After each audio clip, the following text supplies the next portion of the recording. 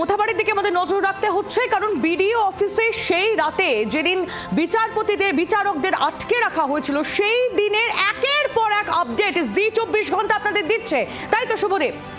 একদমই আহিলি। আর এবার যে ফুটেজ জি24 ঘন্টার হাতে আছে সেটাও চাঞ্চল্যকর।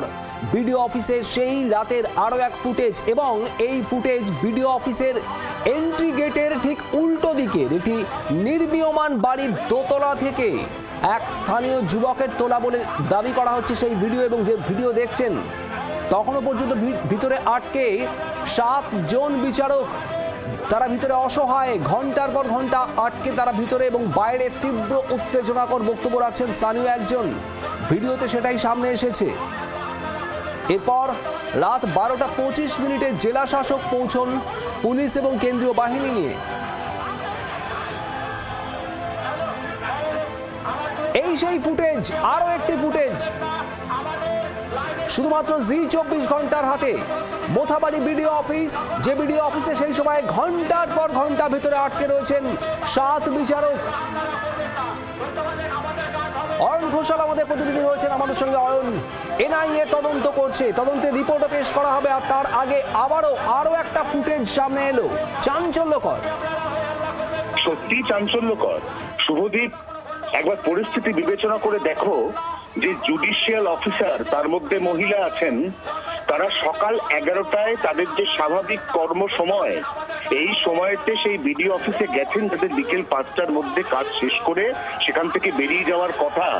আর রাত 12টা 5 যে শিহরণ জাগানো ছবি এই মুহূর্তে স্থানীয় এক যুবকের কাছ থেকে পাওয়া মোবাইল ভিডিওয় আমরা দেখতে পাচ্ছি, তাতে বোঝা যাচ্ছে যে কি ভয়ঙ্কর একটা পরিস্থিতি। সেই পরিস্থিতির মধ্যে কার্যত পণবন্দীদের মতো তারা ভেতরে আটকে রয়েছেন। এবং এখানে তো ছবি দেখে বোঝা যাচ্ছে যে তখন তাদেরকে উদ্ধার করে আনার মতো পর্যাপ্ত পুলিশ ফোর্স সেখানে নেই, পর্যাপ্ত কেন্দ্রীয় বাহিনী সেখানে নেই। অর্থাৎ 12টা 5 পর্যন্ত সেখানে সেই অর্থে কোনো পর্যাপ্ত বাহিনী নেই। এই অবস্থায় কি বিপুল সংখ্যক মানুষ তারা শুধুমাত্র বিডিও অফিসের ভেতরে, এবার তার সঙ্গে আরো অন্তত 5 গুণ মানুষ যারা বিডিও অফিসের বাইরের এই মোথাবাড়ি মেন রোড, সেখানে রাজ্য সড়কে রাস্তায়। এই অবস্থার মধ্যে অসহায় ভাবে তারা ঘন্টার পর ঘন্টা সময় কাটিয়েছেন। তারপর যখন তাদেরকে রেস্কিউ করে নিয়ে যাওয়া হচ্ছে তখনও তাদের উপর আক্রমণ হয়েছে। এবং ঠিক সেই কারণেই গোটা বিষয়টা এই মুহূর্তে গোটা দেশে চর্চিত। এবং ইতিমধ্যে আমরা যেমনটা জানি যে সুপ্রিম কোর্টের নির্দেশে গোটা বিষয়ের তদন্ত, সেই তদন্তের প্রাথমিক কাজ প্রায় শেষ করে আগামীকাল এই সমস্ত বিষয়গুলি নিয়ে প্রাথমিক রিপোর্ট সুপ্রিম কোর্টে জমা দেবে নাই। ধন্যবাদ Ayan.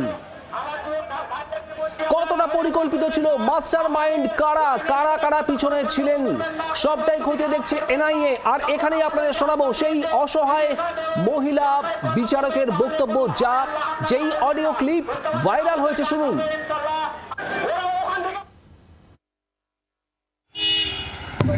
I could take care of my children. Take care of my children if something happens to me. My bricks. We are attacked by bricks in our way.